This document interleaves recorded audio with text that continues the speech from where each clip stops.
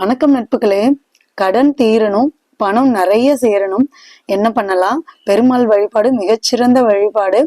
அதுவும் நம்ம வீட்டிலேயே செய்யக்கூடியது. இந்த பரிகாரத்தை பண்ணி பாருங்க, ரொம்ப அருமையான பரிகாரம் இது.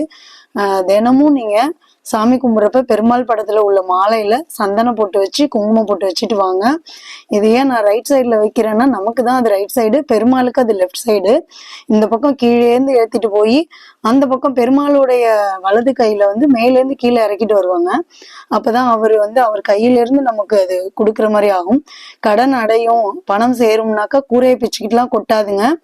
நமக்கு பணம் சம்பாதிக்கிறதுக்கான வாய்ப்புகளை பெருமாள் வாரி வழங்குறதுக்கு காத்துக்கிட்டு இருக்காரு. நான் இந்த பரிகாரத்தை பலமுறை செஞ்சு பலனடைஞ்சிருக்கேன். நீங்களும் இதை பரிகாரத்தை பண்ணி பலனடைங்க. ஆனா ஒரு நாளைக்கு ஒரு முறை தான் பொட்டு வைக்கணும், அதுதான் பரிகாரம்.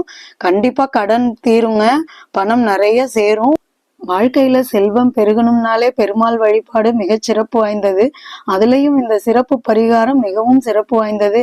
கண்டிப்பா இதை செஞ்சு பாருங்க, பலன் அடைவீங்க.